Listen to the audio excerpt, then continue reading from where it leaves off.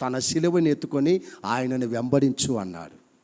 ప్రతిరోజు కదండి, మనం మెడలో సిలువేసుకునేది కాదు కదండి, మెడలో మనము సిలువేసుకుంటాం కదండి. స్త్రీలైతే వారి యొక్క మంగళసూత్రంలో సిలువేసుకొని ఉంటారు కదా.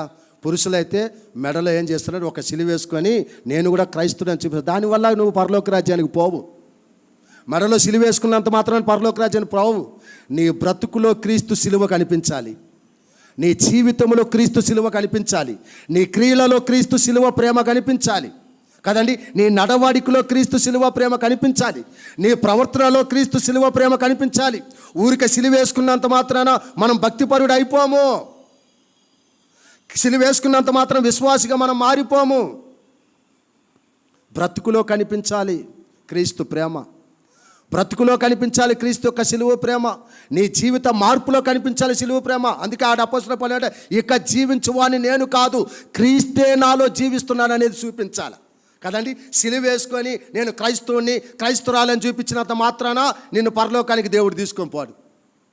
ఇక జీవించేది నా క్రీస్తు కోసం నేను జీవిస్తున్నాను, ఒక పవిత్రంగా పరిశుద్ధంగా ఎప్పుడైతే నీవు అలాంటి జీవితం జీవిస్తావో అప్పుడు దేవుని చిత్తాన్ని నీవు నెరవేర్చేవాడిగా అవుతావు. కాబట్టి ఈరోజు నీ ఇష్టం ఏమైనదో దాన్ని నువ్వు ఉపేక్షించుకోవాలి, దాన్ని వదిలిపెట్టాలి.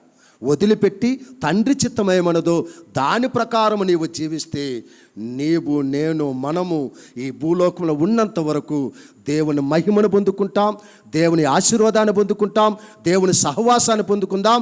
ఈ సహవాసమే నిన్ను నన్ను మనములను పరలోక రాజ్యానికి తీసుకొని వెళ్తుంది. దాని కొరకే పరలోకములో నుంచి భూలోకానికి ప్రభు అయిన యేసుక్రీస్తు వచ్చాడు. మన కోసం కలువరి శిలువలో తన ప్రాణాన్ని త్యాగం చేశాడు. మనమందరము ఈ ఇదంతా ఒక యాత్ర. కొంతకాలం ఈ భూలోక యాత్ర ముగించుకొని పరలోకములో మనము ఆయనతో సంతోషంగా గడపాలనే దానికోసమే దేవుడు మనములను తన ప్రాణము త్యాగము చేసి విమోక్షించాడు. భూలోకములో ఉన్నంత వరకు మనం ఏం చేయాలంట, ఆయన సిలువని ఎత్తుకొని ఆయనని వెంబడించు, ఆయన చిత్తాన్ని మనం నెరవేరుస్తూ దేవునిలో ఒక పవిత్రమైన పరిశుద్ధమైన జీవితం మనం జీవించాలి. కాబట్టి ఈరోజు నీ ఇష్టం నీ చిత్తం ఏమైనదో దానిని సంపేయమని చెప్పి దేవుని దగ్గర అడుగు, దాన్ని తీసివేయమని చెప్పి దేవుని దగ్గర అడుగు. దేవా, నీ చిత్తం ఏమన్నదో, నీ ఇష్టం ఏమన్నదో, నీ ఇష్ట ప్రకారము, నీ వాక్య ప్రకారము, నీ చిత్త ప్రకారము నాయన నేను జీవించే భాగ్యము నాకు దయచేయమని ప్రభువు దగ్గర మనము కోరుకుందాం. అలా నీవు కోరుకుంటే ఈరోజు నీ పాపాన్ని దేవుడికి క్షమిస్తాడు. నీ పాపాన్ని దేవుడికి క్షమించి నీకు ఒక మారు మనసు కలిగిన జీవితాన్ని నీకు ఇస్తాడు.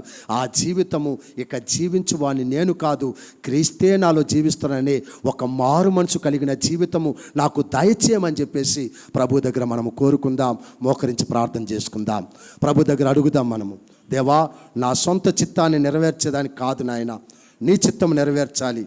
దేవా, నా సొంత చిత్తాన్ని చంపేయి, తీసివేయి నాయన అని ప్రభు దగ్గర మనం అడుగుదాం.